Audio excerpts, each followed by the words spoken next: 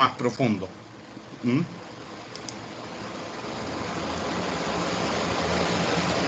Aquí tenemos, ¿verdad?, lo que vimos en la clase anterior de las áreas eventualmente que se pueden considerar, ¿verdad?, en lo que es el derecho administrativo y particularmente, ¿verdad?, en lo que es el acto administrativo. Entonces ahí tenemos, ¿verdad?, el acto administrativo y los servicios públicos. Vamos a profundizar más con este tema. ¿Okay? Se nos queda ahí.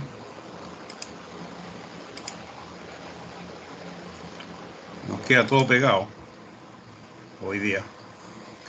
A ver. Vámonos. Ahí tenemos, ¿verdad? Ahí. No quiere nada. Ahí pasó. Ahí tenemos. Vamos a retroceder un poquito para que veamos.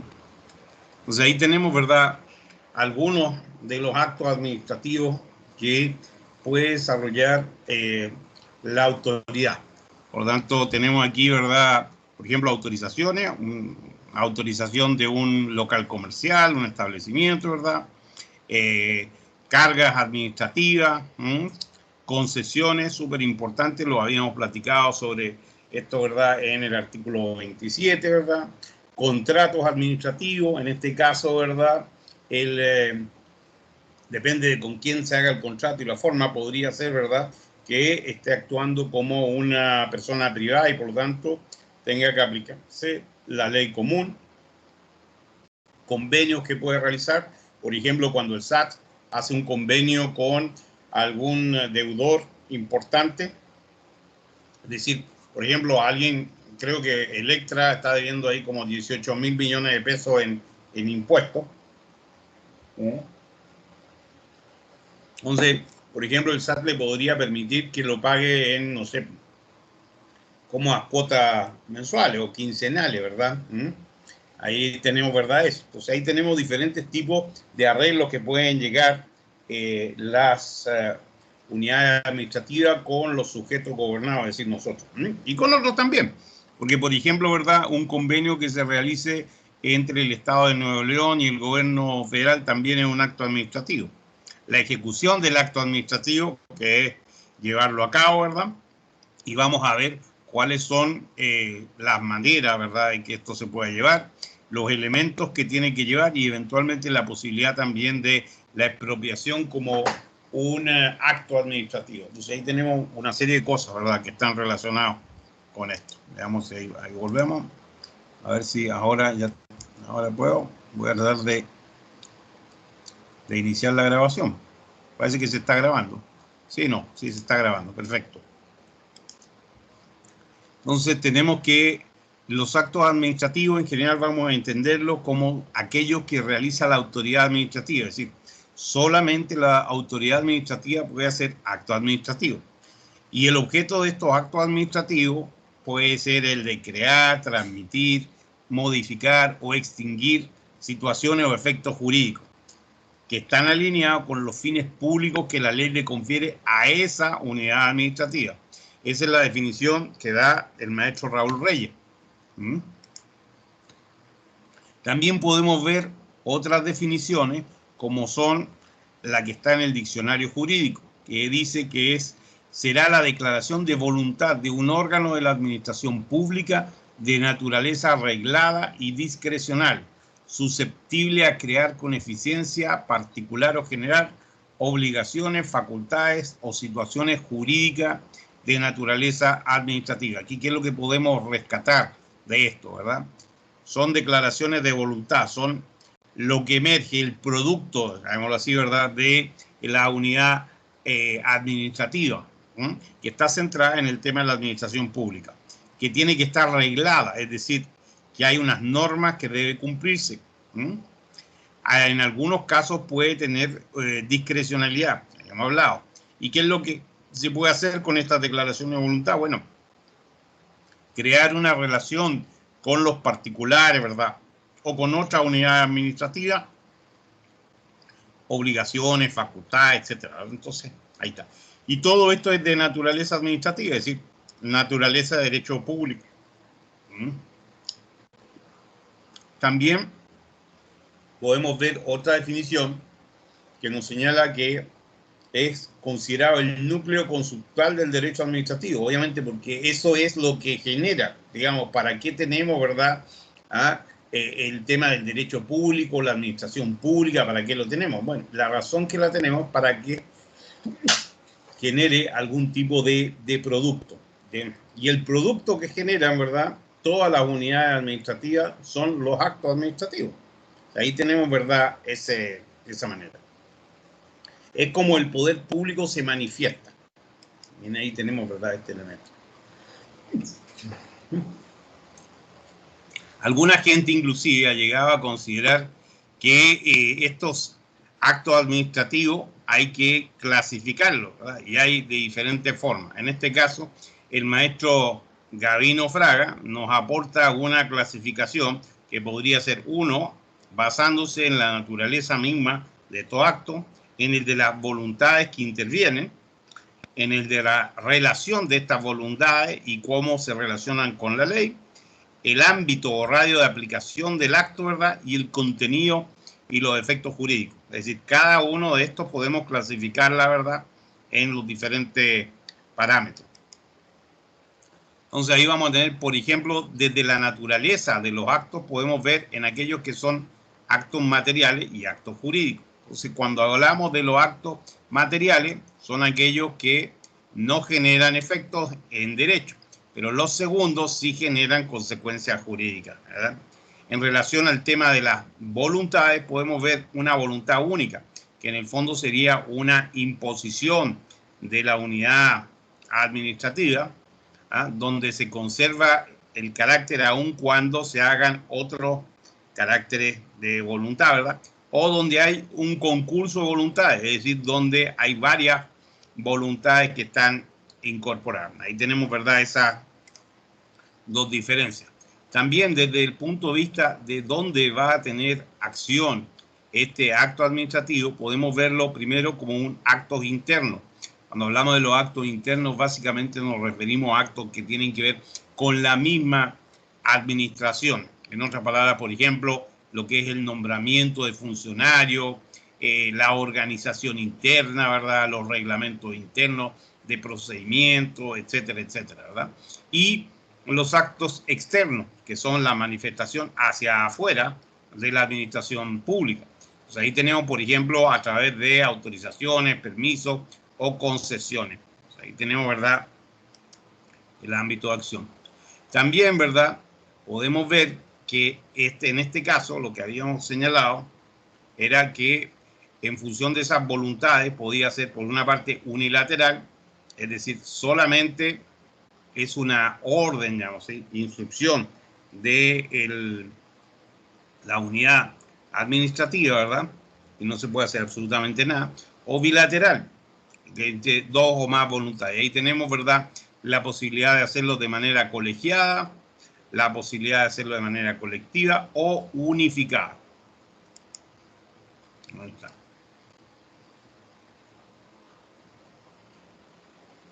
En función de la voluntad creadora, es decir, la voluntad de crearlo desde la unidad administrativa. Entonces, tenemos aquellos actos que son obligatorios reglados, que es aquellos que por ley, por norma jurídica, ¿verdad?, estas unidades administrativas deben realizar. Y el discrecional es aquellas situaciones que ellos tienen la voluntad para hacerlo o no. Por ejemplo, si pensamos, ¿verdad?, en el SAT, vamos a ver que ellos tienen como obligación hacer el proceso de recaudación de impuestos, pero tienen como acto discrecional a quien le van a realizar o no una auditoría financiera de impuestos, por ejemplo. Entonces, en realidad ese es un acto discrecional. Que ahí tenemos, ¿verdad?, esa situación. Desde el punto de vista también de la finalidad, del objeto que se persigue con este acto administrativo, tenemos lo que son los actos preliminares, que serían preparatorios para que pueda realizar su función adecuadamente, como podría ser, por ejemplo, desde la compra de equipos de cómputo, capacitación del personal a nivel interno, ¿verdad?, hasta, ¿verdad?, la preparación de un procedimiento, por ejemplo, de auditoría en el caso del SAT.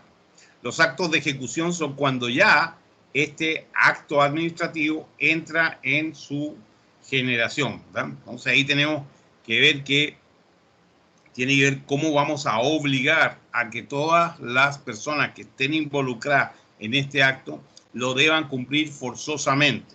Entonces ahí está, ¿verdad?, a eso. Y en este caso, la ejecución se va a dar si el obligado a realizar este acto administrativo, más que las consecuencias del acto administrativo, ¿verdad?, no lo desea hacer voluntariamente.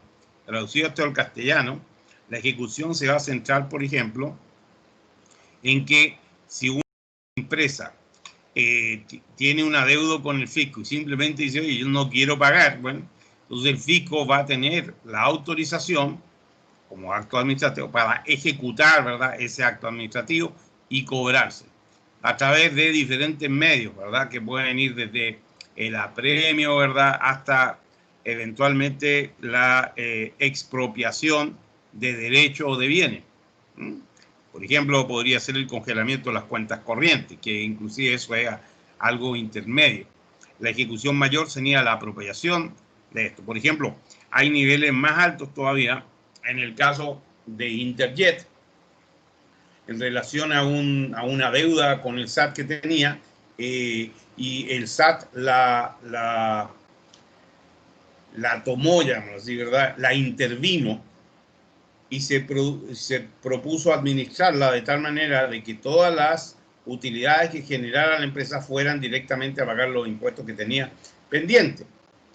En este caso es un nivel mayor que solamente decirle, oye, págame los impuestos, ¿verdad? Un nivel bastante grave. Ahora, lo que pasa también es que el SAT debió haber hecho esto porque si la liquidaba, que también estaba entre sus posibilidades, ¿verdad?, iba a obtener menos recursos de los que podría obtener mediante la operación del mismo. De esa manera, al intervenirla, lo que se asegura es, no se mete ya en el día a día, pero lo que se asegura es que todos los recursos excedentes vengan a pagar impuestos. Y por lo tanto, ahí está un poco el tema. Tenemos una manera, ¿verdad? Por lo que se refiere al contenido administrativo, entonces ahí tenemos, ¿verdad?, que son todos aquellos actos destinados a una esfera en particular, como es, por ejemplo, la otorgación de licencias, permisos, autorizaciones. La licencia de conducir que todos tenemos, ¿verdad? Bueno, ese, ¿verdad?, es un acto administrativo, ¿verdad?, donde en este caso el municipio o el Estado, ¿verdad?, nos ha dado la facultad para conducir, ¿verdad?, dentro del Estado, obviamente, pero que además es reconocido a nivel nacional. Por lo tanto, podemos nosotros conducir vehículos en todo México. Ahí tenemos, ¿verdad?, esto. También tenemos, ¿verdad?, los actos que están destinados a reducir la esfera jurídica de los particulares, es decir, donde les quitamos, por ejemplo, lo que estábamos comentando recién. Uno de los más violentos, ¿verdad?, sería la expropiación. Y a diferencia, ¿verdad?, de otro tipo de situaciones, bueno, aquí obviamente hay que haber una contraprestación.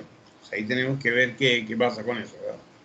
Y por último, tenemos actos que básicamente están destinados a constatar la existencia del Estado de Derecho, como son las notificaciones o publicaciones, que son actos mediante el cual, ¿verdad?, se dan a conocer los procedimientos que se están llevando a cabo, ¿verdad? Muchos de estos son básicamente porque son obligatorios. Además, recordemos que todo lo que se refiere a la administración pública siempre debe estar registrado, siempre se debe llevar un registro, de tal manera que se pueda acreditar que el administrador público realizó la actividad dentro del marco legal, dentro de lo que la ley le establecía. Acordemos que en este caso los administradores públicos van a tener la obligación de demostrar que ellos estaban dentro del marco legal, a diferencia de los privados que no tienen por qué hacerlo, ¿verdad? Ellos pueden hacer cualquier cosa que no esté prohibida. Sin embargo, también es importante que el privado mantenga los registros de toda la actividad que desarrolle con la administración pública, de tal manera que llegado el momento pueda acreditar alguna conducta que sea inconstitucional o ilegal por parte de ellos, de tal manera que se pueda defender en algún caso que considere que las actividades son injustas.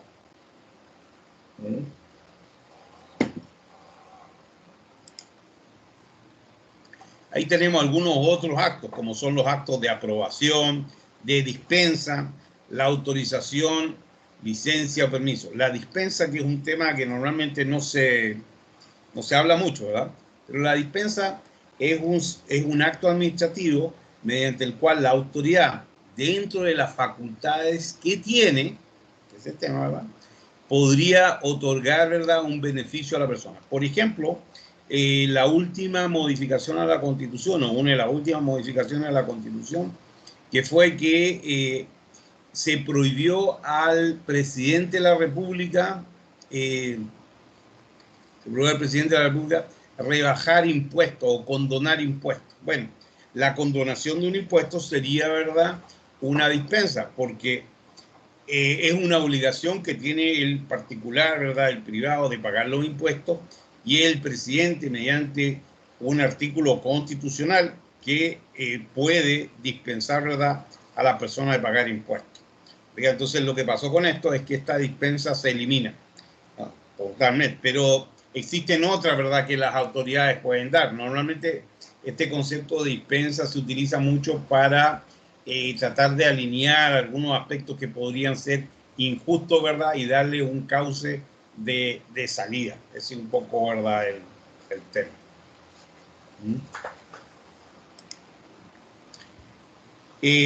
Aquí vamos viendo algunos de los elementos que debe contar, ¿verdad?, el acto administrativo. En general, un acto administrativo tiene que considerar un sujeto, tiene que haber una manifestación de voluntad, un objeto, la forma, el motivo y la finalidad.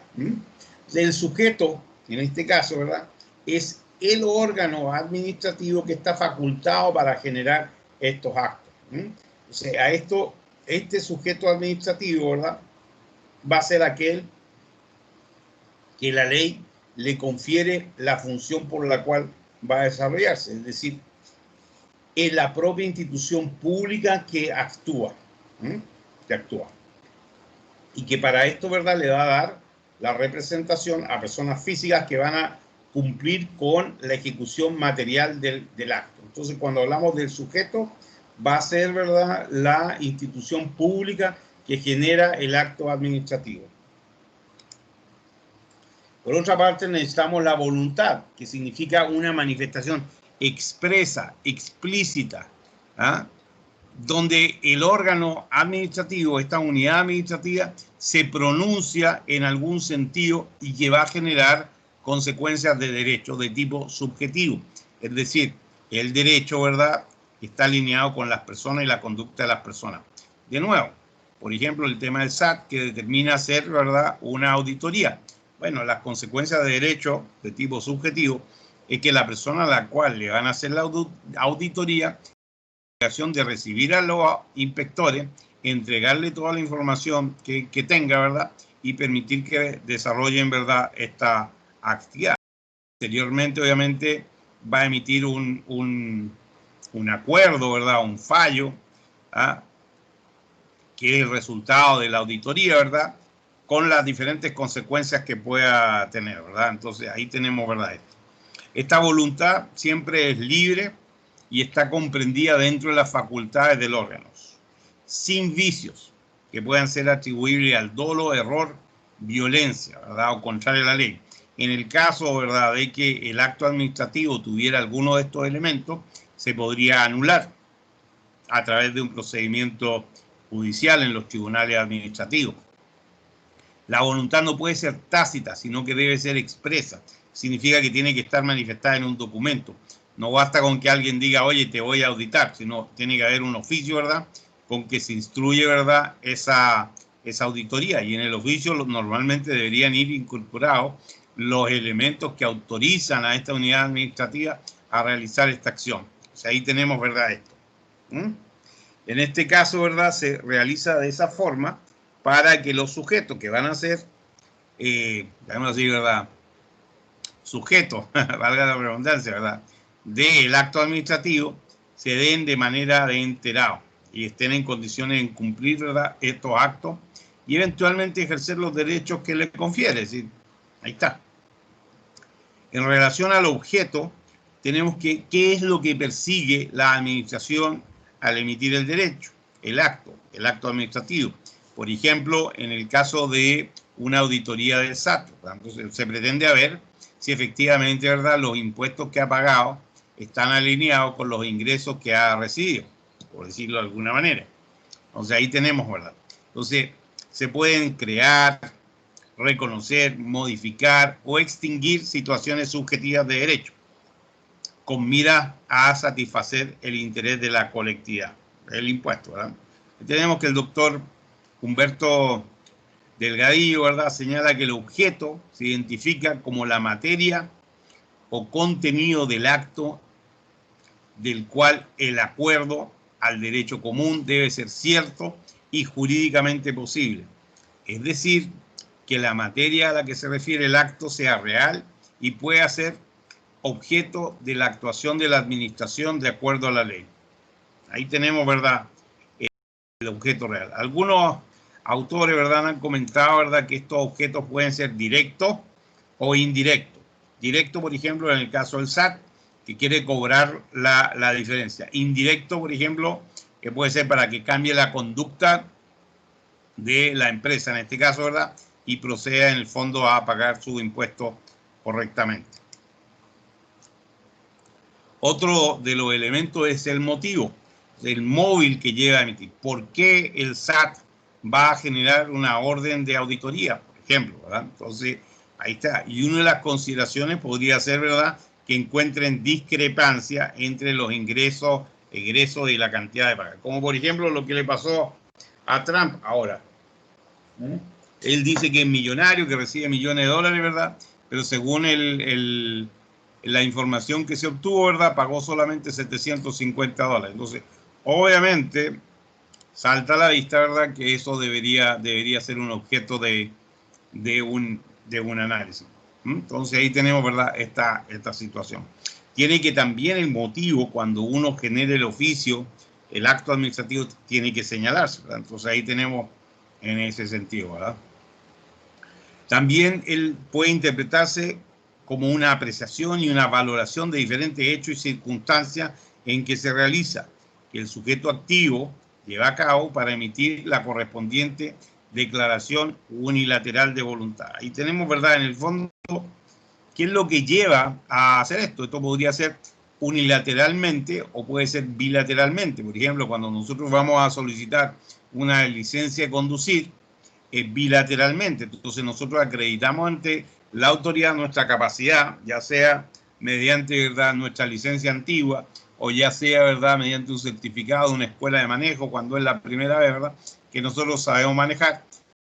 En esas condiciones, ¿verdad?, la autoridad nos puede emitir esa licencia de conducir, que ese sería el acto administrativo. Y el motivo porque queremos manejar. La finalidad, ahí está un poco, ¿verdad? En lo que los aspectos doctrinales señalan, ¿verdad?, la finalidad tiene que ser el interés público, claro que sí. En este caso pensemos, ¿verdad?, en una situación de por qué el Estado tiene que emitir licencias de conducir. Bueno, hay aquí una finalidad, de tal manera que todas las personas que estén en la calle manejando, que aunque no lo parezca, es una tremenda responsabilidad, estén acreditados para eso y el Estado puede indicar que efectivamente, ¿verdad?, la persona cumplió con los requisitos. El Estado no está garantizando a que la persona sepa manejar, pero el Estado está garantizando que la persona sí cumplió con los requisitos, sea cuales sean. Entonces, de esa manera, ¿verdad?, ahí está dentro de esto. Y dentro de la finalidad tiene que estar dentro de la competencia de la unidad administrativa, es decir, tiene que ser, es decir, no le vamos a ir a pedir, ¿verdad?, una licencia de conducir, no sé, a dónde podemos ir, ¿verdad?, al área, por ejemplo, al sector de empleo del municipio, ¿verdad?, porque no está dentro de su competencia. O sea, ahí tenemos, ¿verdad?, eso. Y esa competencia, acordémonos que tiene que ser explícita en la ley. Tenemos, ¿verdad?, esa situación. Otro elemento fundamental, ¿verdad?, es el tema de la forma en que eso se realiza. Entonces, vemos aquí el procedimiento para obtener la licencia de conducir. Si uno tiene que ir, ¿verdad?, a el registro vehicular, ya ni sé, no me acuerdo aquí, ¿verdad? Uno iba, ¿verdad? Va, presenta sus documentos, te sacan la fotografía, uno paga, ¿verdad? Y ahí te dan tu licencia de conducir. Ahí tenemos, ¿verdad?, ese tema.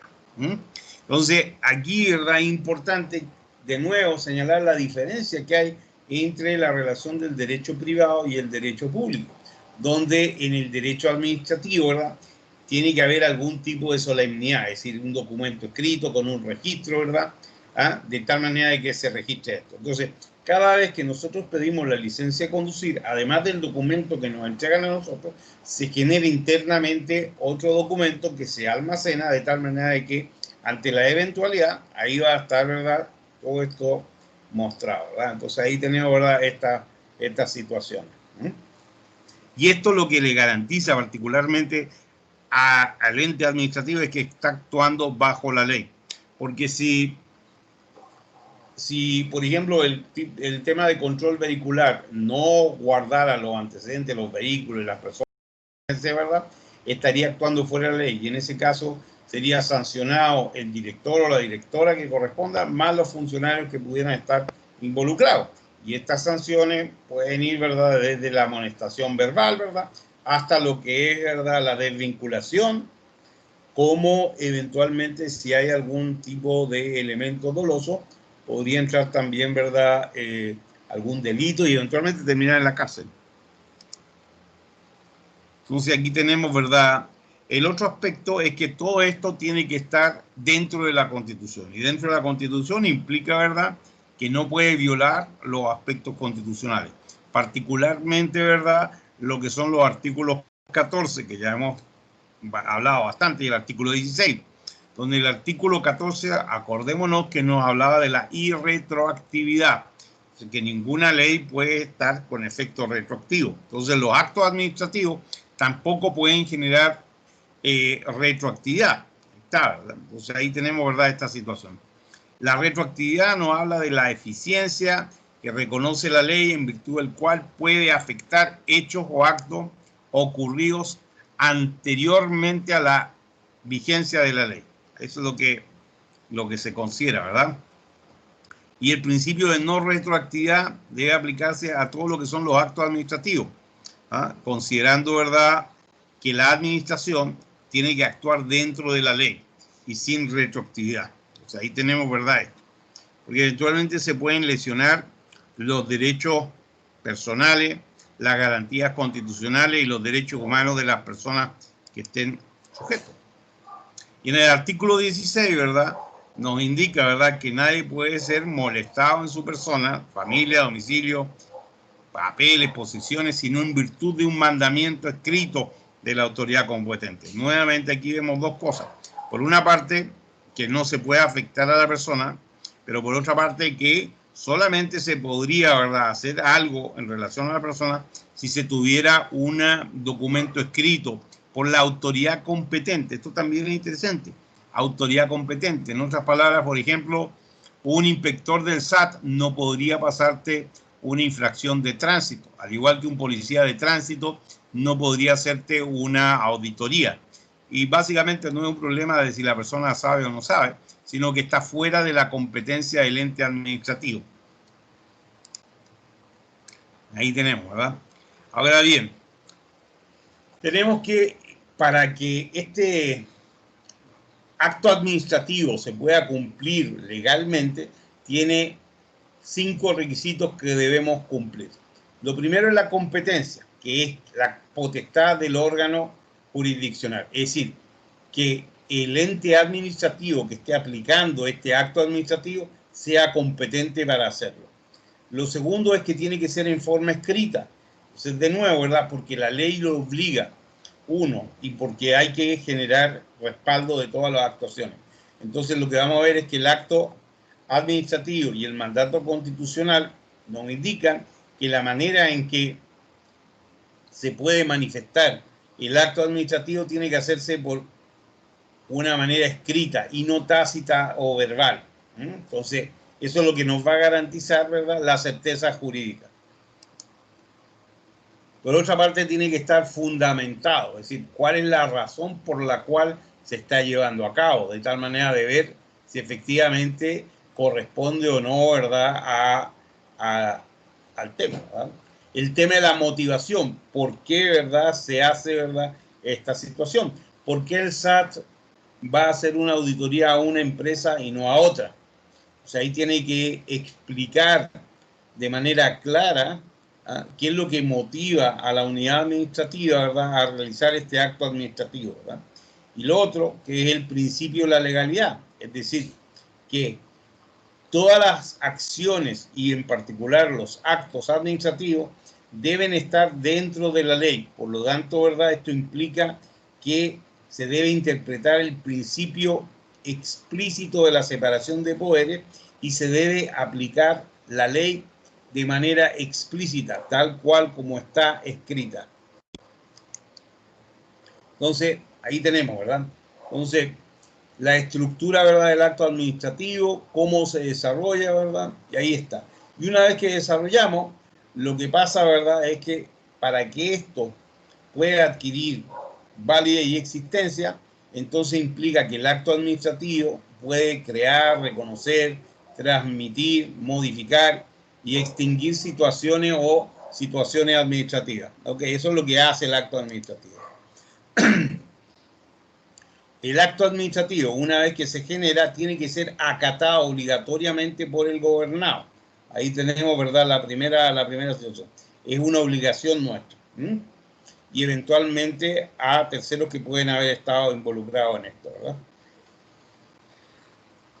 En algunas oportunidades puede ser que el administrado o gobernado cumpla de manera voluntaria el acto administrativo, pero en algunas puede ser que no desee cumplirla, como por ejemplo el pago de impuestos.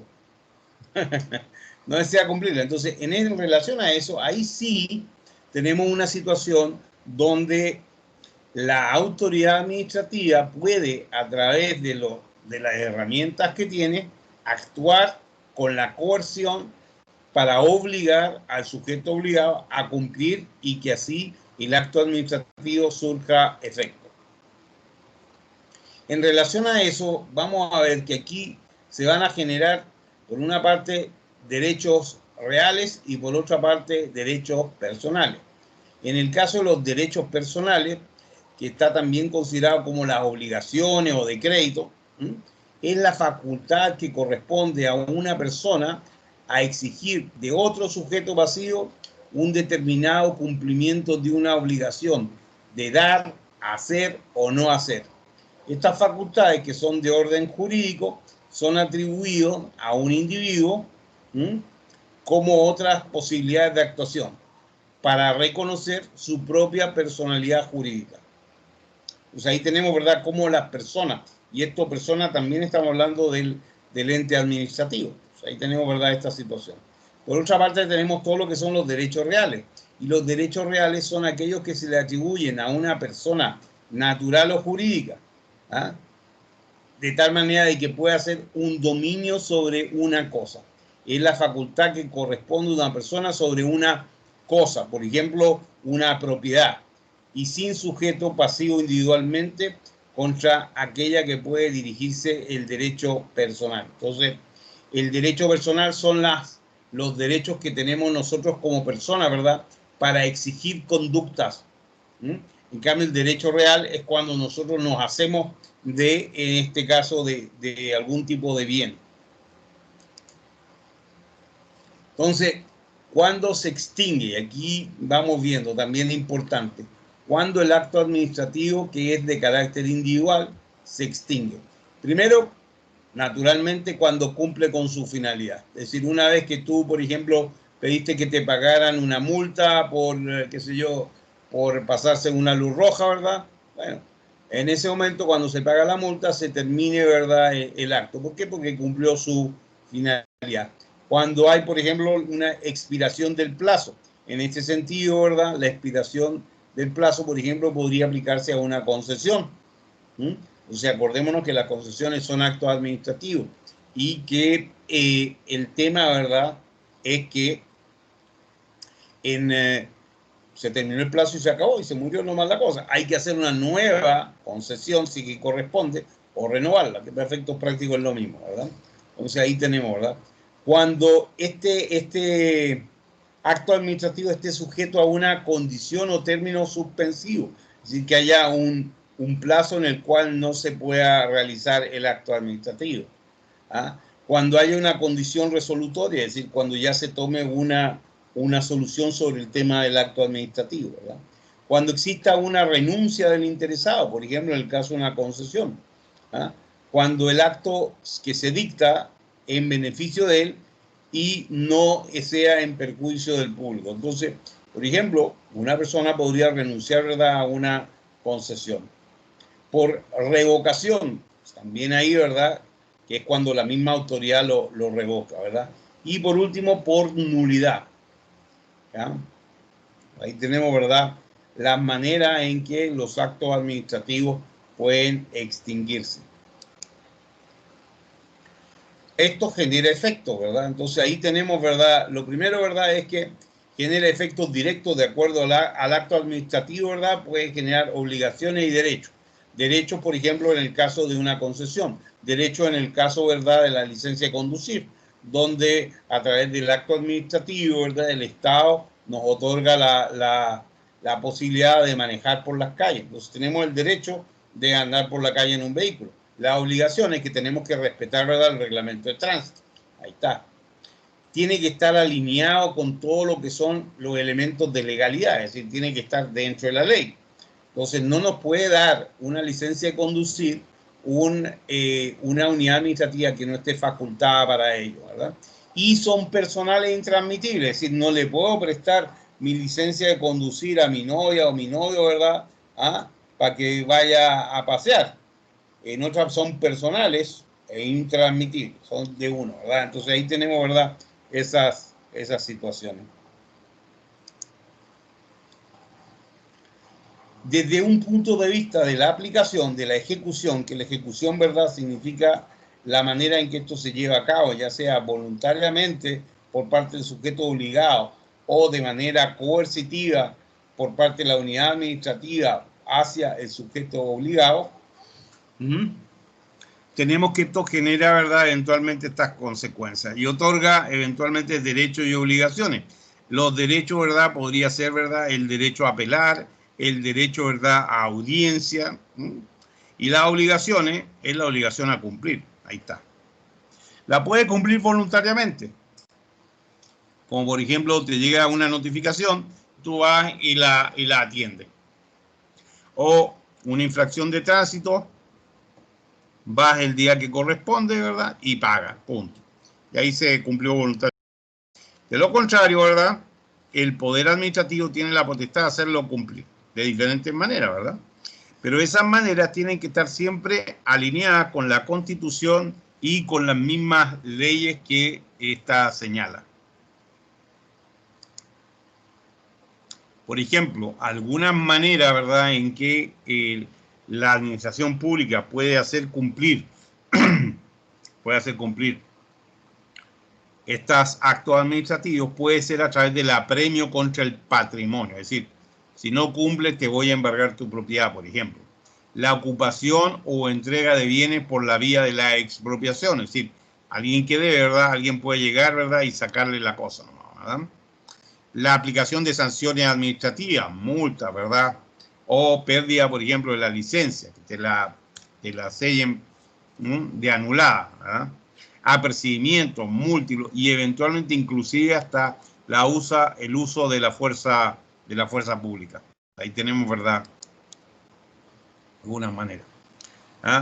En este sentido, ¿verdad?, ya algo hemos señalado sobre la extinción del acto administrativo, que es posible, ¿verdad?, a través de lo que indica la misma ley federal de procesos administrativos, donde tenemos que en el artículo 91 señala que se puede declarar la inexistencia, nulidad, anulabilidad del acto impugnado, revocarlo, se puede anular mediante procesos de nulidad, cumplir, expiración del plazo, la condición, la renuncia y la revocación. Ahí tenemos, ¿verdad?, nuestras cosas. Ahí llegamos con el tema entonces del acto administrativo. O sea, ahí tenemos, ¿verdad?, la importancia, ¿verdad?, y la forma en que debe ser. Entonces, ¿qué podríamos resumir? Primero que todo, que la autoridad administrativa tiene la potestad de generar los actos administrativos. Tiene la potestad de obligar al gobernado a cumplir estos actos administrativos dentro del marco de la ley. Y tiene básicamente dos vías para hacerlo: la vía voluntaria o la vía forzosa. La vía voluntaria sería entonces cuando la persona voluntariamente va y lo hace. Y la forzosa es a través de los diferentes medios, ¿verdad?, que tiene la autoridad pública para obligar a los sujetos a cumplir. Entonces ahí vimos que desde el apremio, que es decir, oye, ven y cumple con tu obligación, hasta el uso de la fuerza pública, pasando, ¿verdad?, por la expropiación y cualquier otro tipo de situación que esté en ese sentido, ¿ok? Entonces es importante pegarle una repasadita a esto, ¿verdad?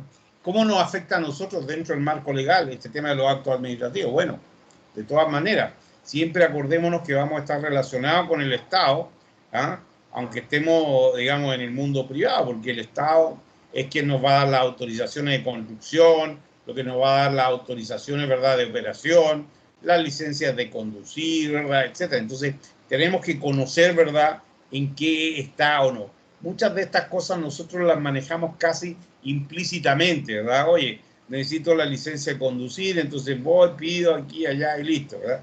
Pero tenemos que tener claro estos elementos que son tan usuales que muchas veces las consideramos como obvios, y realmente no son obvios porque son establecidas en la ley. Entonces en la ley podemos ver exactamente qué es lo que tienen y qué es lo que no pueden hacer, y cómo nosotros nos podemos defender.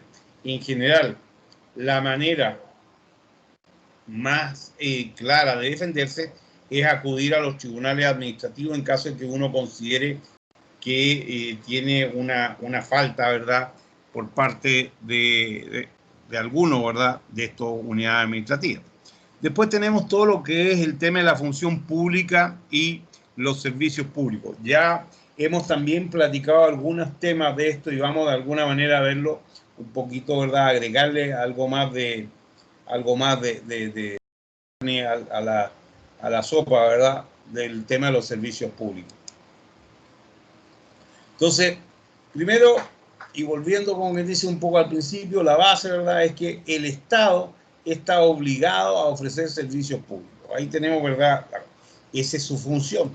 Ahí tenemos, en base al artículo 40, que establece, ¿verdad?, la forma de gobierno de México, y el artículo 49, que establece, ¿verdad?, la división de los poderes. Dentro de la división de los poderes podemos ver que el Poder Ejecutivo está mandatado por ley para gobernar y administrar. Una bonita pregunta de ahí de examen. ¿Quién está mandatado para gobernar y administrar? Ahí está el tema, ¿verdad? Entonces, la función administrativa está basada en la misma Constitución. La Constitución es la que nos da, ¿verdad?, el marco legal sobre el cual construir todo este tipo de estructuras, ¿verdad? También van a estar las leyes, los decretos, ¿verdad?, y los reglamentos. En general, para la función pública, la mayoría va a ser emitida por el Poder Ejecutivo, porque es el que tiene la obligación, pero algunos pueden estar generados por el Poder Legislativo. Ahí tenemos, ¿verdad?, esto. Ahí tenemos esto. Entonces, aquí vemos un poco la historia de este tema del servicio público, y al parecer, como muchas otras cosas, ¿verdad?, se comenzó a desarrollar en Francia como una actividad que realizaba la administración, y fue el concepto de cómo se generó el derecho administrativo, ¿verdad? O sea, la relación del servicio público lo justifica la competencia contenciosa administrativa, que es la parte procesal, ¿verdad?, en la cual uno ve la naturaleza que existe un contrato administrativo en que se asumen los convenios entre la administración interna, ¿verdad?, y el dominio público, por ejemplo, ¿verdad?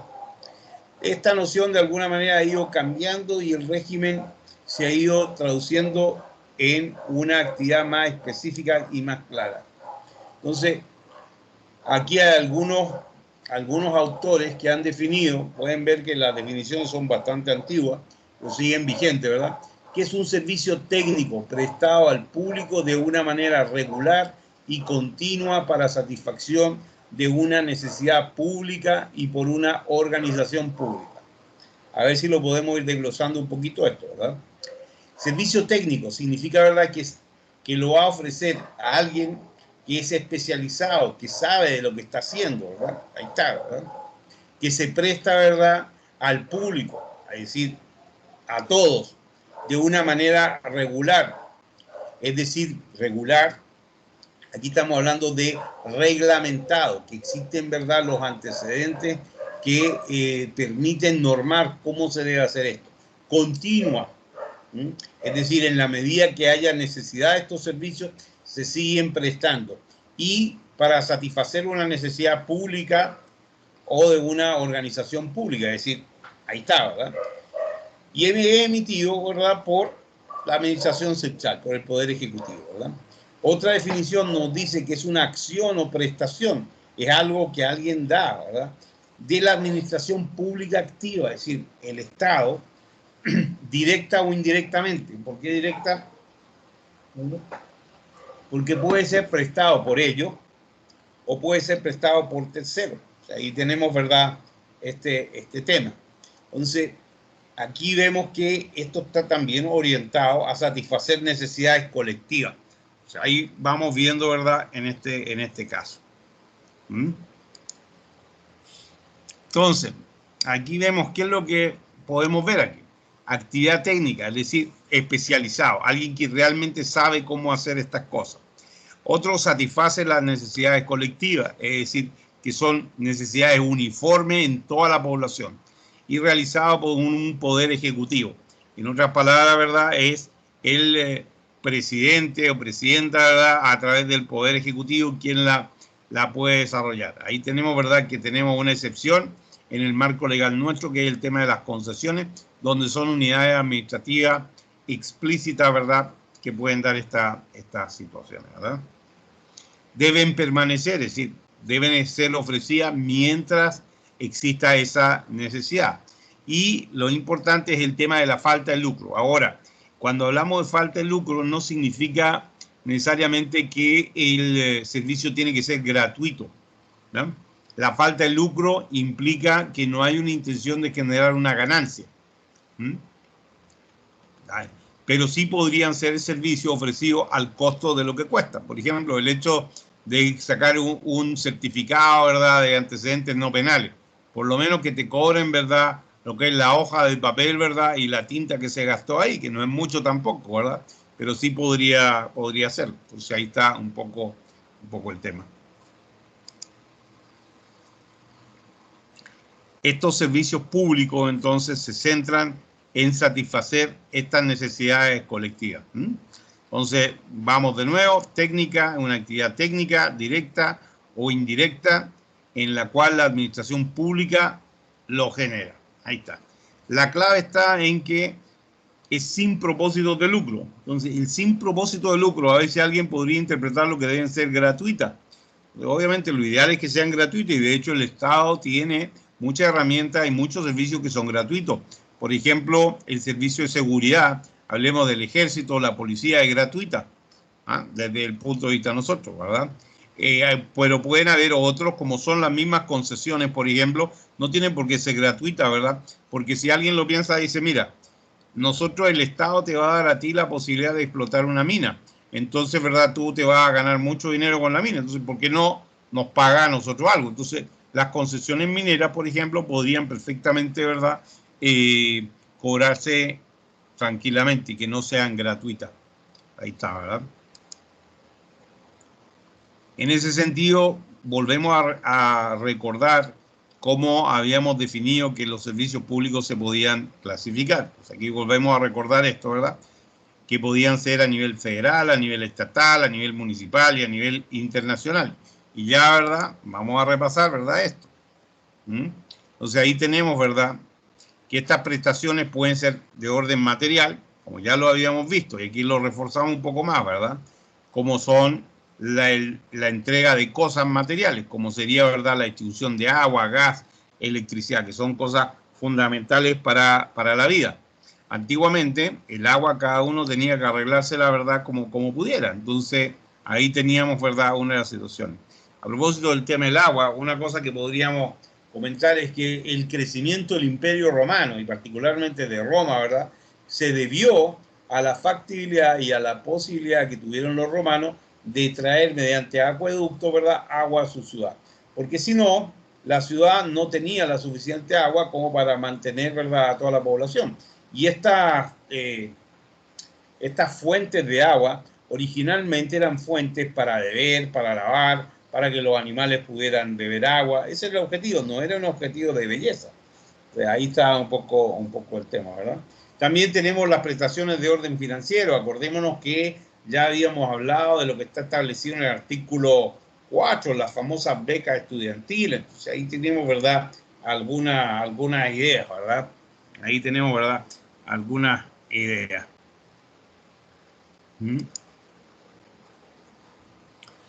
Recordemos entonces que todo lo que son los servicios públicos federales, primero que todo, están establecidos en la Constitución Federal, uno. Y segundo, está establecido que todo lo que está explícitamente indicado para la federación son obligaciones de la federación. Y todo lo que no está explícitamente ordenado para la federación son para los estados. Entonces ahí tenemos, ¿verdad?, este tipo de situación.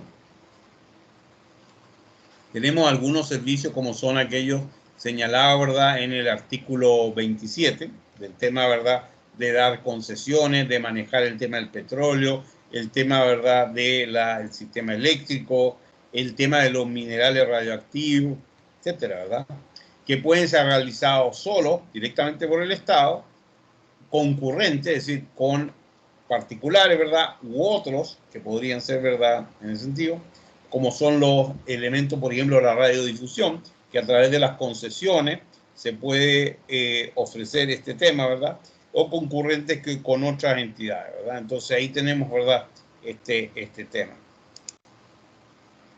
También está todos los servicios que da el Estado, entre ellos, por ejemplo, lo que estamos platicando de la generación de licencias de conducir, por ejemplo, ¿verdad?, que no está explícitamente señalada para el gobierno federal, por lo tanto, ¿verdad?, ahí tenemos, ¿verdad?, este tema. Entonces, ahí tenemos, ¿verdad?, estas situaciones. Los servicios públicos que el Estado, la entidad federativa, está obligada a ofrecer, tendrán que estar definidos entonces en la Constitución y en las leyes locales, ¿verdad? Ahí tenemos, ¿verdad?, algunas cosas. A nivel municipal ya lo hemos visto que la Constitución Federal determina, ¿verdad?, algunas funciones que son obligatorias, ¿verdad?, como es el tema del agua potable, el alcantarillado, saneamiento, alumbrado, mercados, panteones, rastros, etcétera, etcétera, etcétera.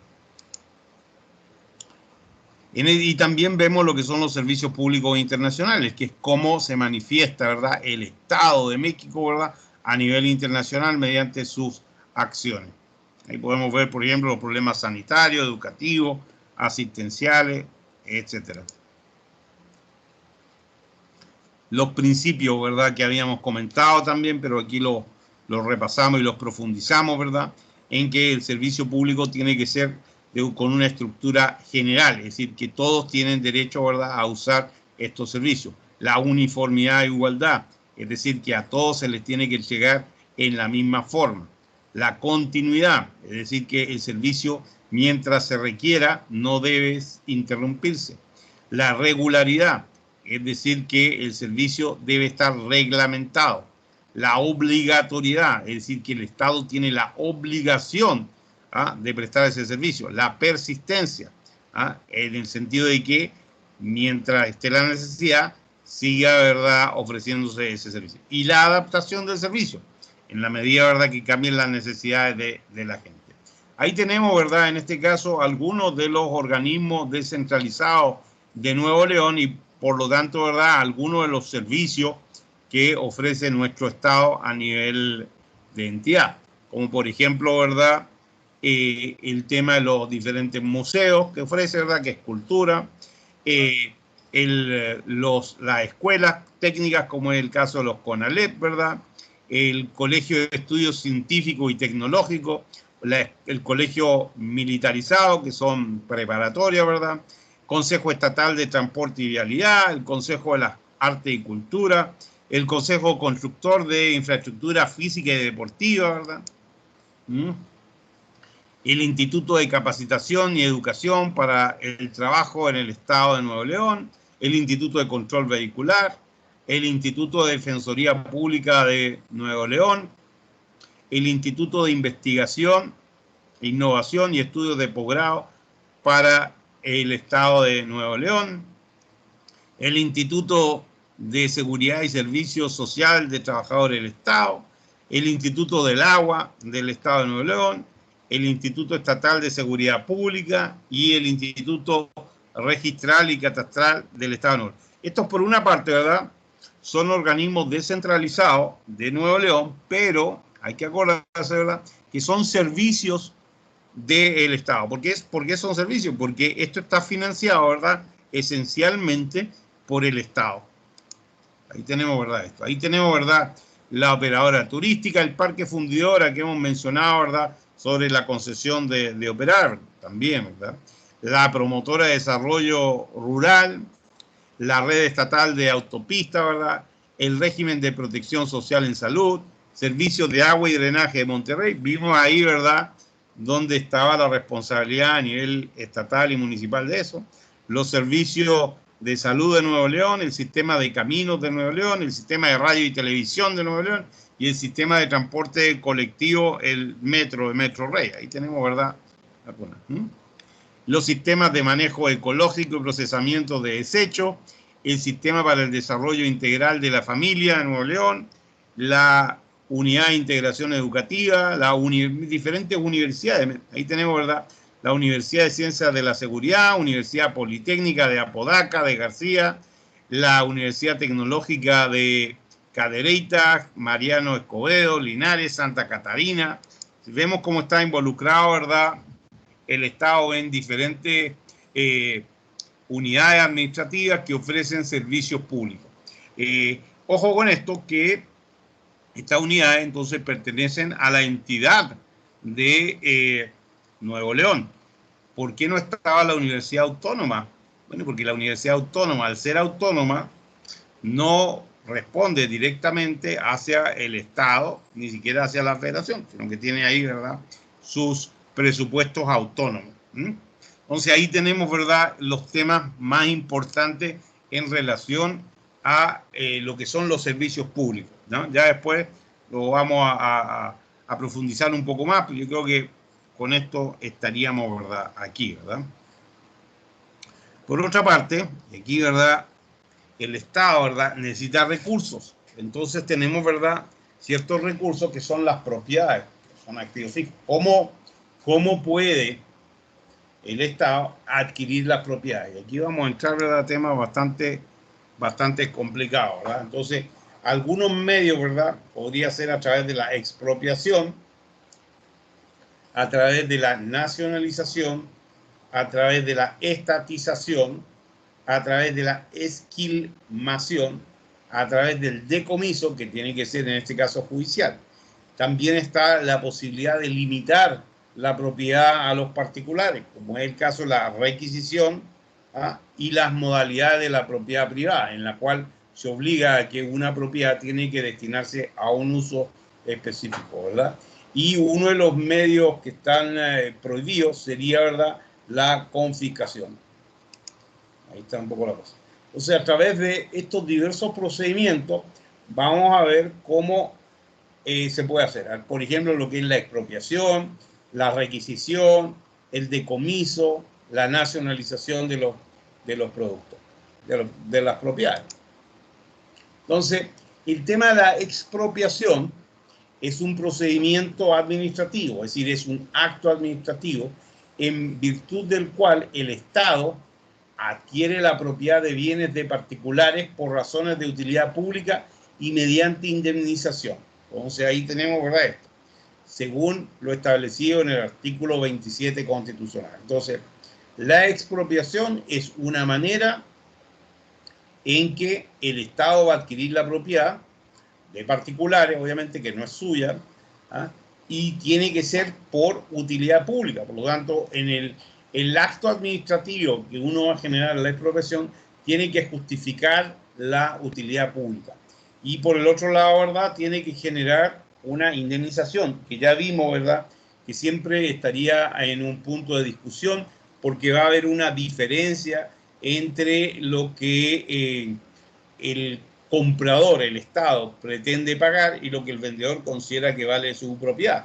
¿Ya? Ahora, desafortunadamente, esto está a nivel constitucional, por lo tanto, si se dan las formas, es muy difícil, ¿verdad?, de que uno, como particular que te están expropiando, pueda ganarlo, ¿verdad? Entonces, ahí tenemos, ¿verdad?, una situación.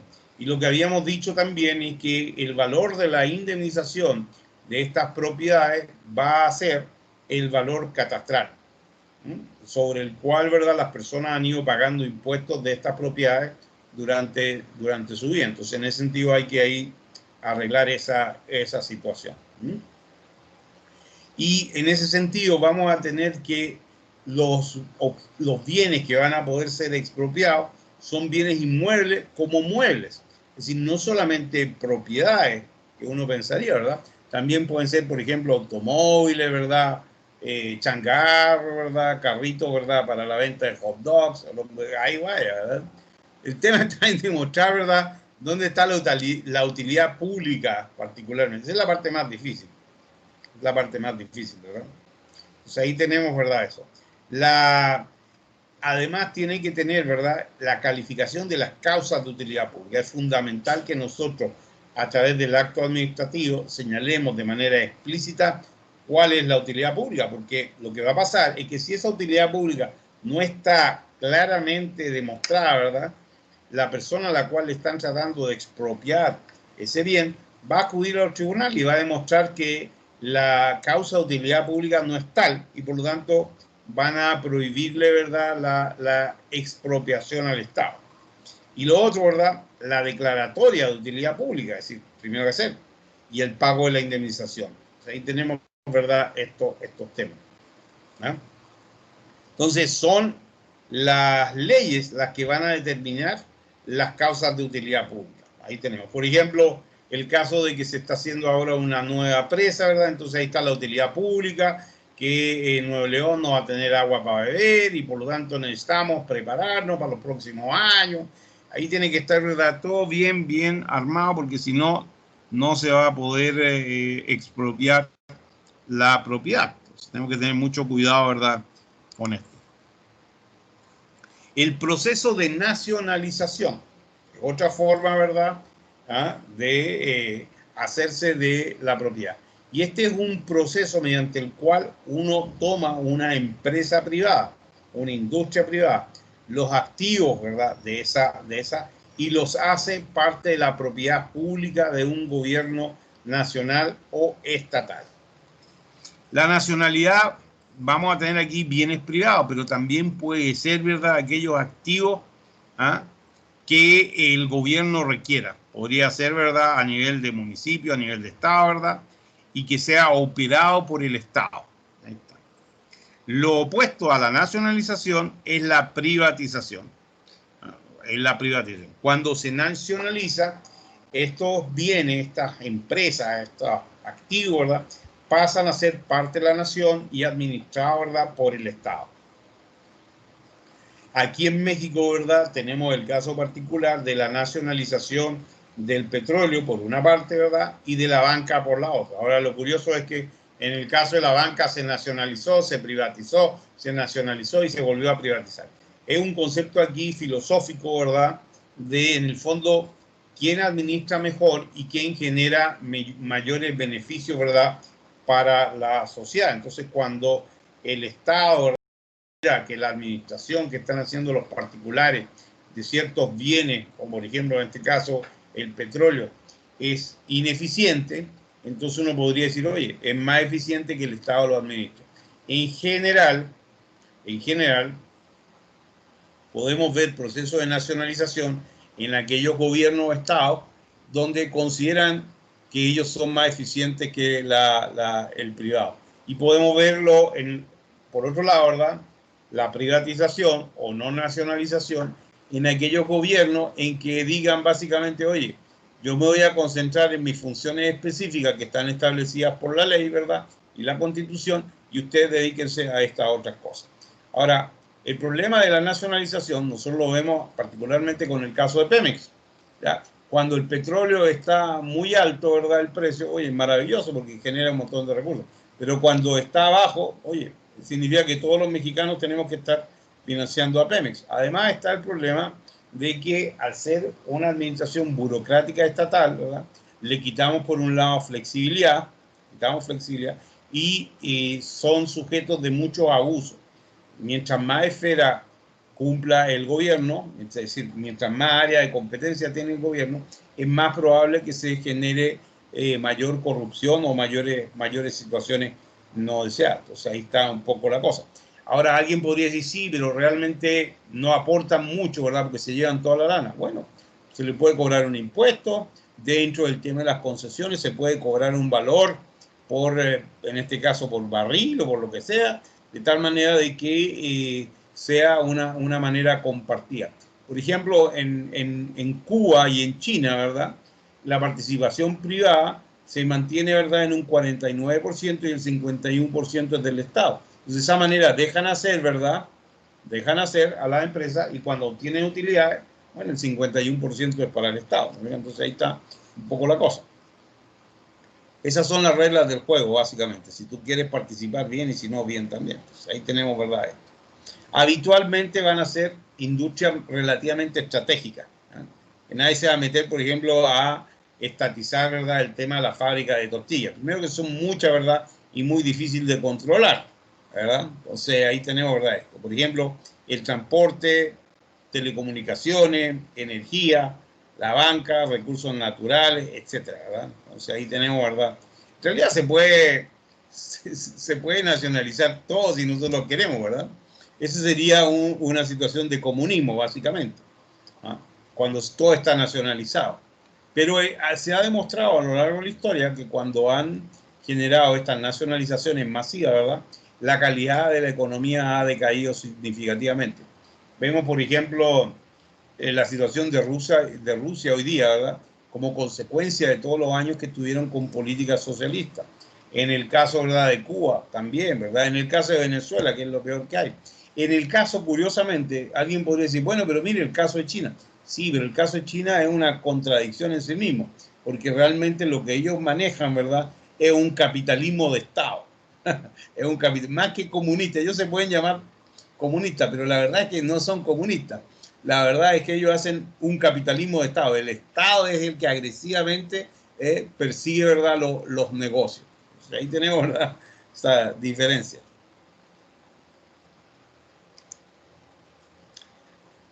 Después tenemos una opción de que es la renacionalización. Y esto, ¿verdad?, cuando se nueva, ¿verdad?, se nacionaliza, se privatiza, se nacionaliza, etcétera, ¿verdad?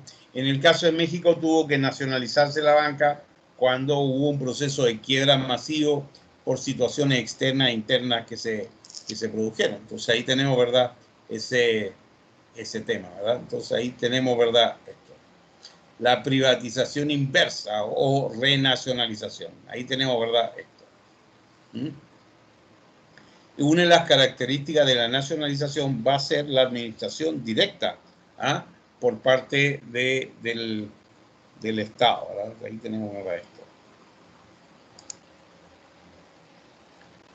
Lo que pasa, ¿verdad?, cuando se nacionaliza, ¿verdad?, es que los estados soberanos tienen esa potestad, normalmente que está incluida dentro de la Constitución. Ya vimos nosotros, ¿verdad?, en el artículo 27, que se establecían ciertas cosas que se podían privatizar, ciertas cosas que se pueden concesionar y ciertas cosas que no se pueden concesionar.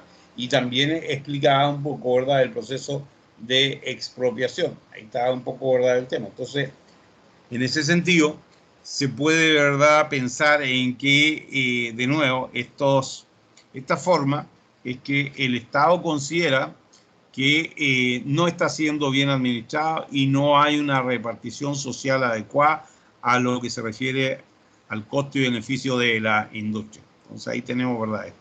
Por ejemplo, que algunas de estas actividades solamente pudieran ser desarrolladas por ciudadanos nacionales. Entonces ahí tenemos, ¿verdad? Esto. En el caso de México, tenemos el tema de que autotransporte, los camiones, ¿verdad?, de carretera, solo se otorga a ciudadanos mexicanos. Ahí está un poco la cosa. También se pueden reservar exclusivamente al Estado. Por ejemplo, el tema del petróleo, ¿verdad? Entonces, aquí que se nacionalizó en el año 1938. Aquí, ¿verdad?, se expropiaron a todas las compañías petroleras privadas que operaban en ese momento y se generó una compañía que es lo actualmente Pemex. En base a eso, ¿verdad?, se reformó el párrafo 6º de la Constitución, ¿verdad?, donde hablaba un poco de la nacionalización de esa industria, ¿verdad? Y se habla específicamente y explícitamente que tratándose de petróleo y los carburos de hidrógeno, sólidos, líquidos, gaseosos, minerales radioactivos, no se otorgarán contratos de concesiones, ni contratos, ni subsistirán los que en su caso se hayan otorgado. Es decir, aquí se ve todo para. Y en base a eso se genera, ¿verdad?, una ley reglamentaria de manera respectiva. Ahí un poco habla de eso, ¿verdad?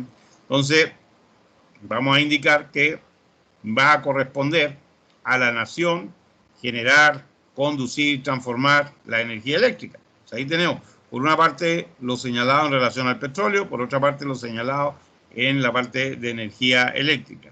Y no se van a entregar concesiones a los particulares. Ahí tenemos, ¿verdad?, este tema. No así el tema del gas, por ejemplo, que la distribución de gas sí está concesionada. O sea, ahí está, porque el gas tal vez no es considerado un elemento estratégico, pero la electricidad, ¿verdad?, y el petróleo sí. Yo creo que ahí también debería estar el tema del agua, y debería estar también el tema, ¿verdad?, todo lo que sea servicios públicos, porque el tema del gas es servicio público. El concepto de nacionalización y expropiación no es lo mismo, ¿ya? Porque nacionalizar, ¿verdad?, es un tema genérico en el cual, ¿verdad?, el Estado va a operar. En cambio, la expropiación inclusive puede implicar, ¿verdad?, un cambio de función de la propiedad. Por ejemplo, cuando se expropia una propiedad porque va a pasar el metro. Bueno, esa propiedad la van a destruir, van a hacer un hoyo, ¿verdad?, y por ahí va a pasar el metro. O sea, ahí tenemos. En cambio, la nacionalización implica que va a seguir haciendo lo mismo, pero que ahora se va a cambiar para ser administrada por el Estado. Ahí tenemos, ¿verdad?, esto. Entonces podemos ver que la expropiación se centra, ¿verdad?, en lo que es la sustracción de bienes del dominio privado que son de utilidad pública específica y se transfieren al dominio público por la indemnización. Entonces, no es lo mismo. También tenemos, ¿verdad?, que esta idea de la nacionalización está establecida en la misma Constitución, donde tenemos los artículos 25 y 28 que pueden aplicarse, ¿verdad?, en este sentido, ¿verdad? Y tiene como objetivo, ¿verdad?, hacer que el país esté en una mejor situación.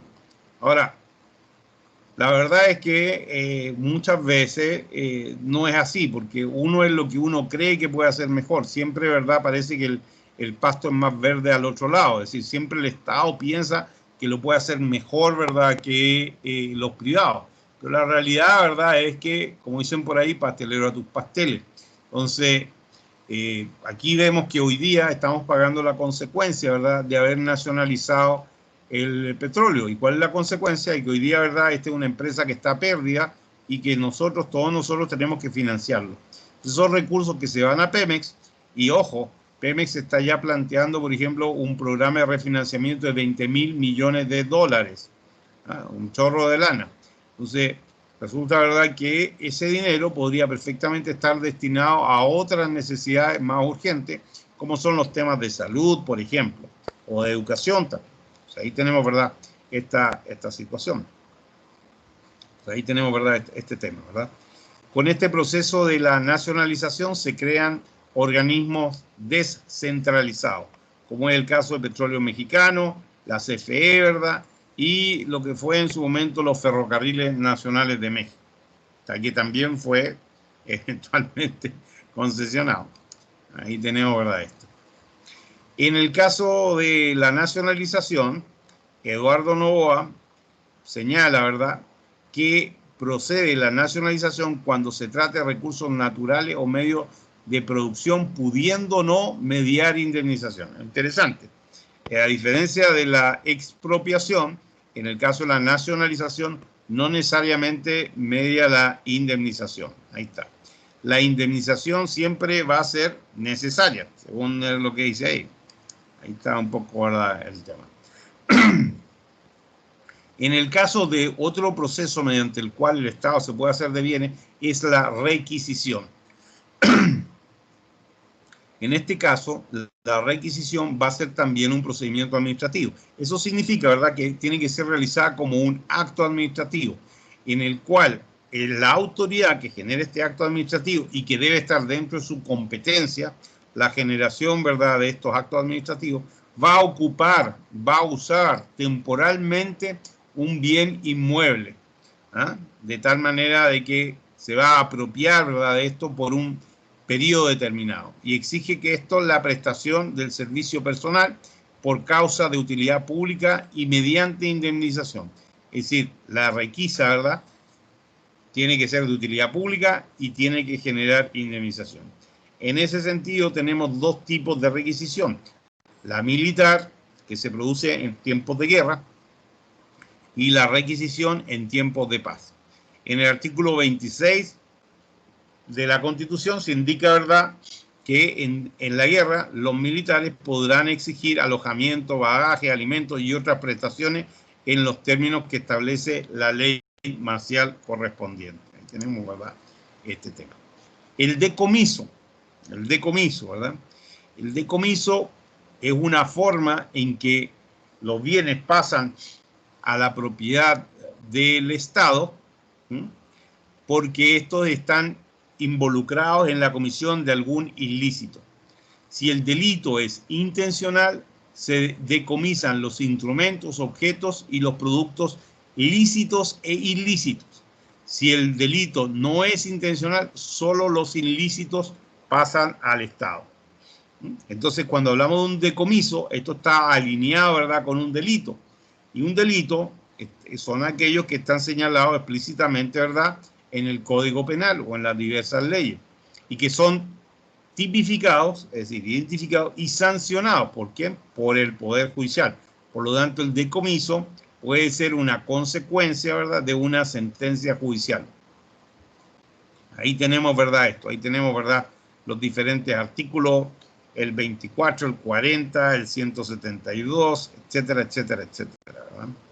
En este sentido, podemos ver que la ley penal ordena que el producto de esto se destine a mejorar la administración de justicia o que los propios bienes puedan utilizarse en la investigación científica. En otras palabras, el bien pasa a ser parte del Poder Judicial, quien tendría la potestad de venderlo mediante licitación o subasta pública, o la opción de utilizarlo. ¿Entendés? Ahí tenemos, ¿verdad?, el decomiso en el tema de la administración, de la legislación administrativa. Entonces, este decomiso aparece en la legislación como una sanción que priva, le niega, ¿verdad?, a la persona bienes muebles o inmuebles sin indemnización por la infracción a una ley determinada que está indicada en el Código Penal. Ahí está el tema, ¿verdad? Entonces, los delitos, ¿verdad?, y las sanciones. El decomiso por perjuicios que sufre el Estado se apoya en el poder sancionador que tiene la administración. Y aquí, ¿verdad?, tenemos que las leyes no van a tener eficacia si no cuenta con un régimen de sanciones administrativas. Un tema, ¿verdad? Ahí tenemos, ¿verdad?, que el artículo 22,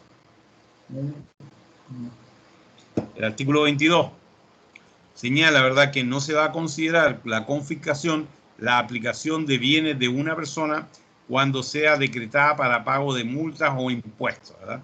Ni cuando la decrete una autoridad judicial para el pago de responsabilidad civil derivada de una comisión de un delito.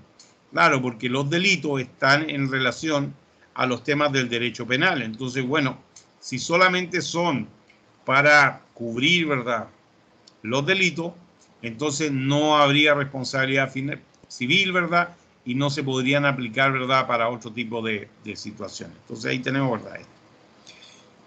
No se va a considerar también el tema de la confiscación, el decomiso que ordene una autoridad judicial de los bienes en el caso de enriquecimiento ilícito.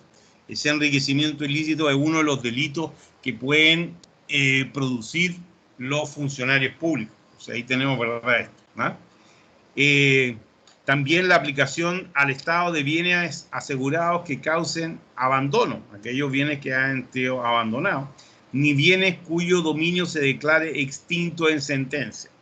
En el caso de extinción de dominio, se tiene que establecer un procedimiento especial que tiene que ser jurisdiccional y autónomo del de la materia penal, ¿verdad? Y va a proceder particularmente en los casos de delincuencia organizada, delitos contra la salud, secuestro, robo de vehículos y trata de personas. Entonces ahí tenemos, ¿verdad?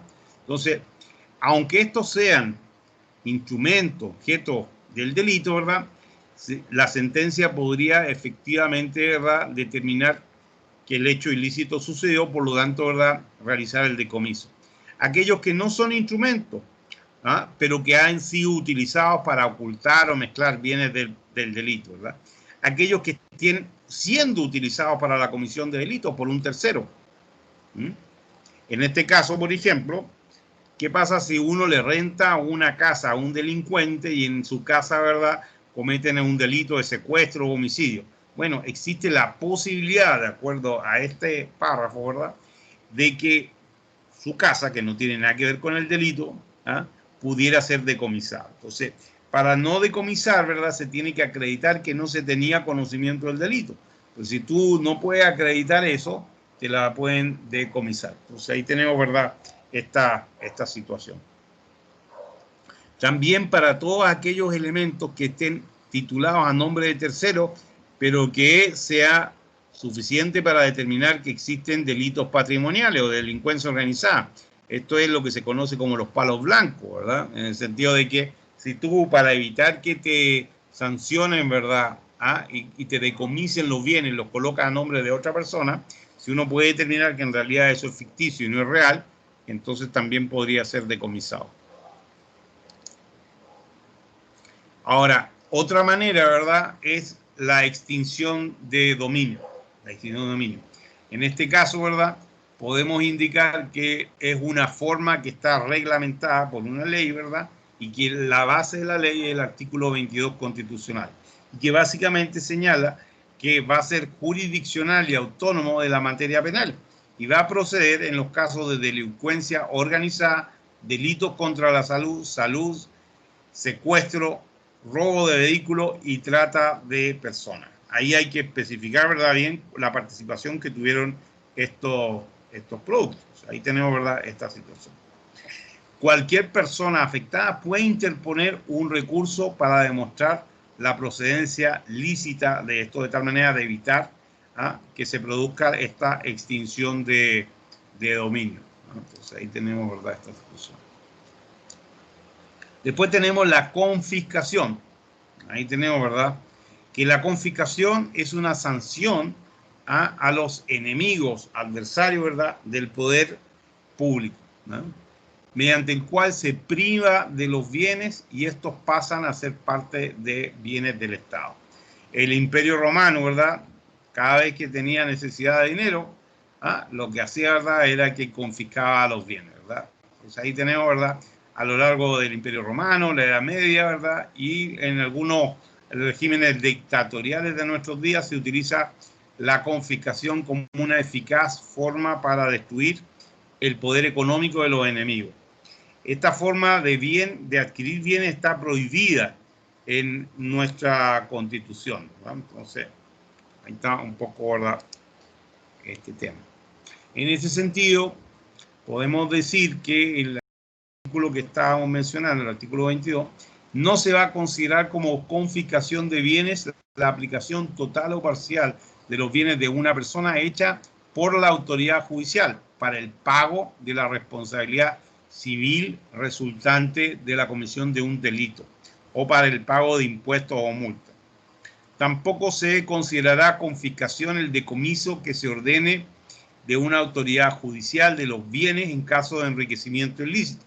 Y no se va a considerar confiscación la aplicación a favor del Estado de bienes asegurados que causen abandono en los términos de la ley. Ahí tenemos, ¿verdad? Un poco.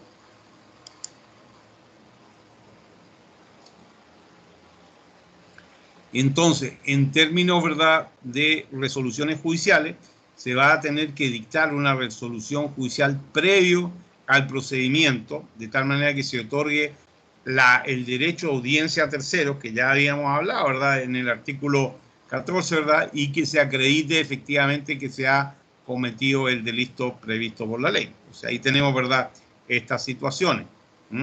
Solamente en estos casos, ¿verdad?, hay que considerar que se requiere una resolución judicial para que los bienes puedan ser transferidos. Tampoco vamos a considerar la confiscación como el decomiso que ordene, ¿verdad?, la autoridad sobre bienes de enriquecimiento ilícito. Y tampoco vamos a considerar la aplicación de esto cuando sea a favor del Estado de productos que estén abandonados. Ahí está un poco la cosa, ¿verdad? La extinción de dominio es de carácter real, por lo tanto, se termina, de contenido patrimonial y sobre cualquier bien independiente de quien lo tenga en su poder o haya adquirido. Tenemos, ¿verdad?, este tema. Sobre esta característica, ¿verdad?, que es bastante particular aquí en México, tenemos que esta solamente la puede realizar, ¿verdad?, el Ministerio Público y el Poder Judicial de la Federación. Tenemos que tener jueces especializados para esto. No cualquiera, ¿verdad?, va a hacer esto, ¿verdad? Porque la extinción de dominio es una manera, ¿verdad?, judicial de violar la propiedad privada. Ahí tenemos, ¿verdad?, este tema.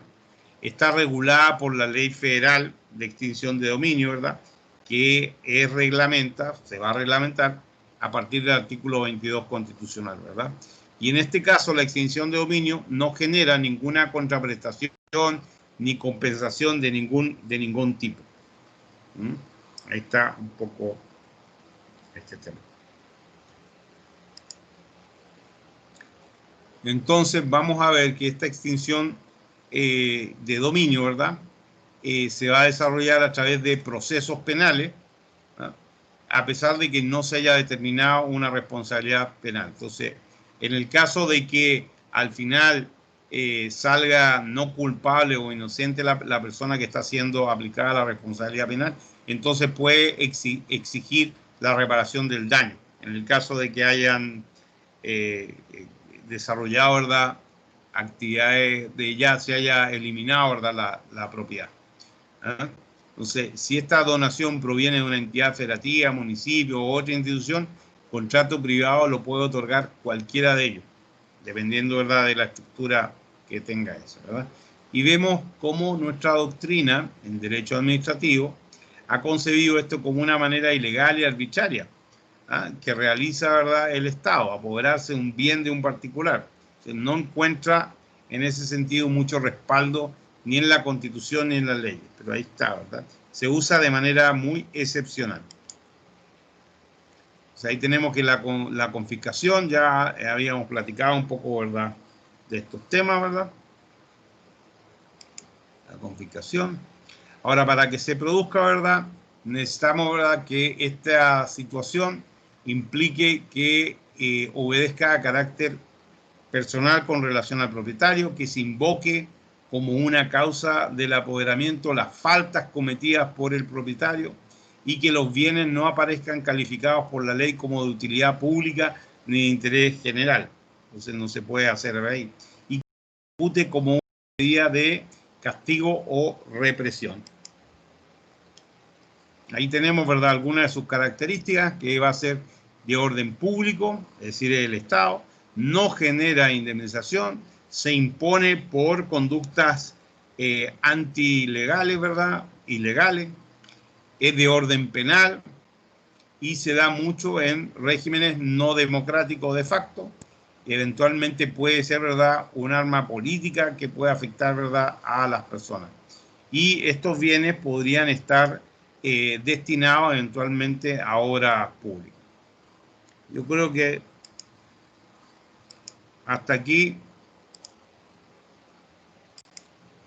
llegamos. Déjame ver. Hasta aquí estaríamos llegando hoy día. ¿Ya? Ah, no me equivoqué. El botón. Entonces,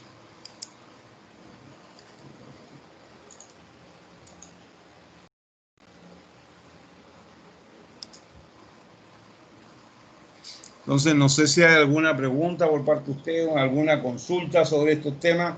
Hay que madurarlo. Les voy a pedir que por favor lean y verifiquen esta presentación, más todo el material complementario.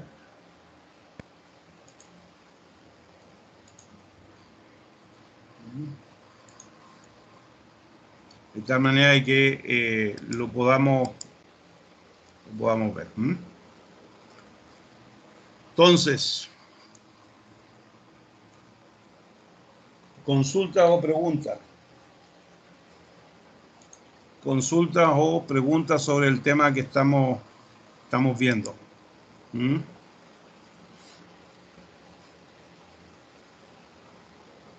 Estamos. Todo claro, profe. Ojalá que esté claro. Vamos a verlo, digamos, después cuando toquen los exámenes. ¿Ah? Entonces,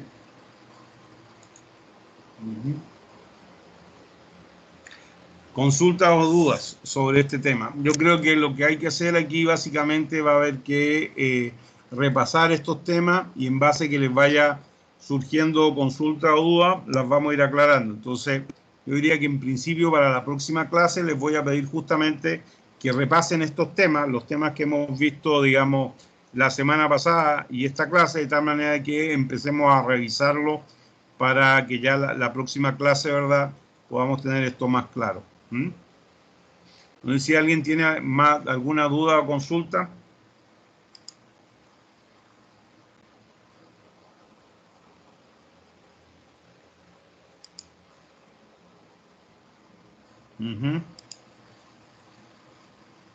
Ok. Bueno. Aquellos de ustedes entonces que quieran retirarse de la clase, lo pueden hacer. Yo voy a mantenerme en la clase entonces por unos minutos más, de tal manera de que cualquier duda o consulta sobre cualquier tema lo podamos ir aclarando. ¿Ok? Entonces, desde el punto de vista de la materia, eso sería lo que vamos a ver hoy día. Y entonces, cualquier duda o consulta que tengan, nuevamente los invito a que la realicen.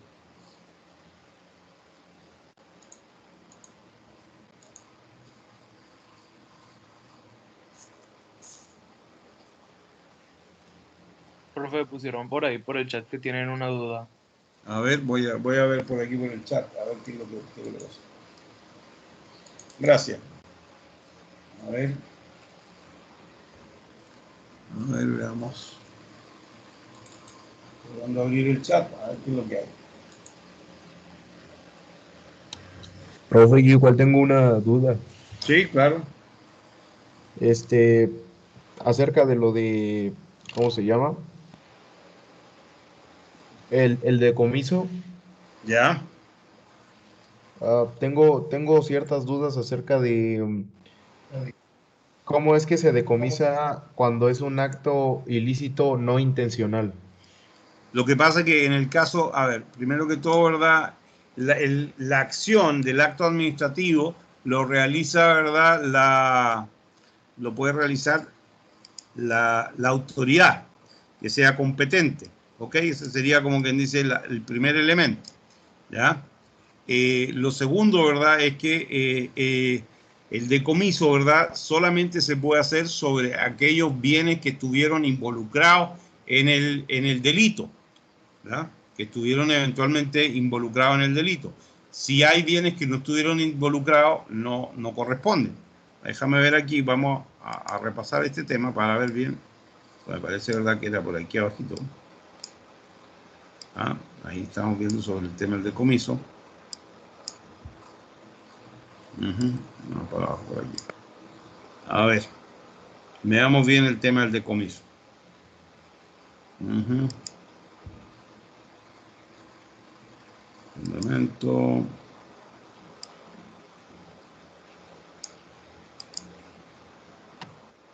El decomiso y la confiscación. O sea, ahí tenemos, ¿verdad? En eso.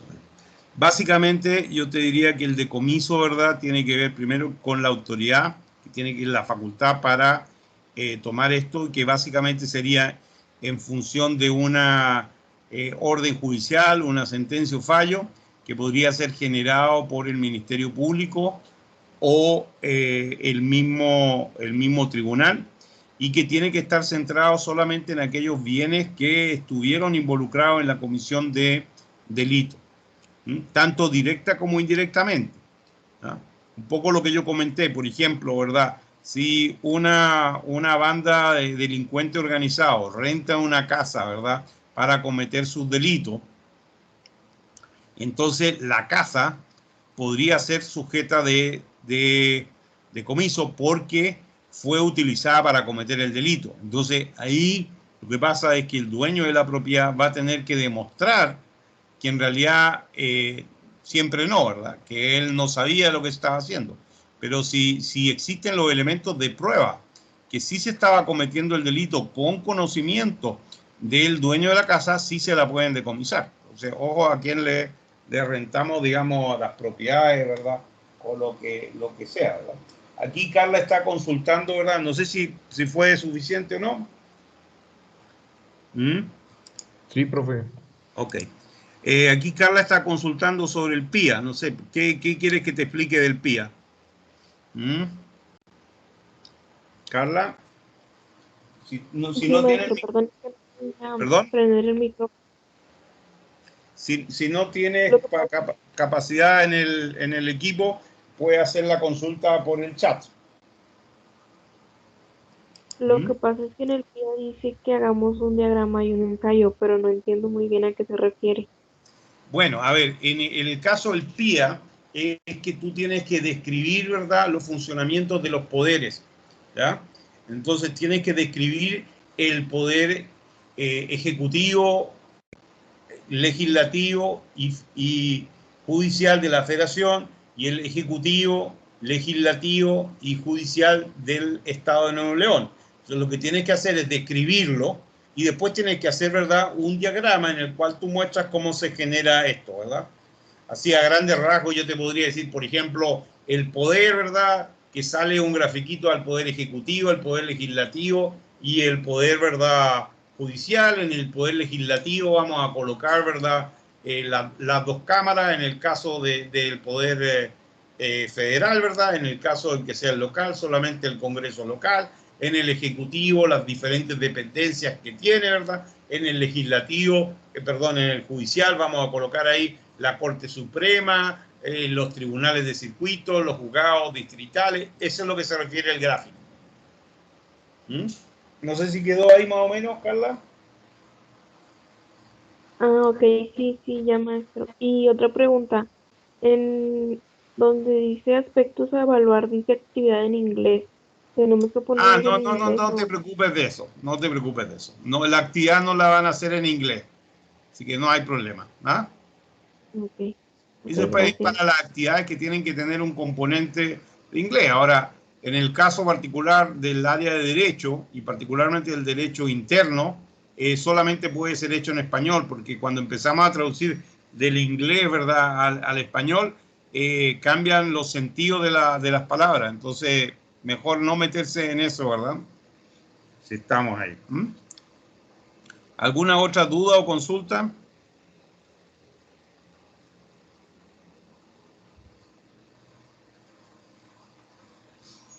Ok.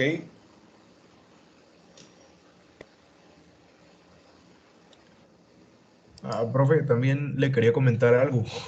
Sí. Es que, bueno, a mí se me fue el internet y no pude contestar el quiz. No sé si vaya a afectar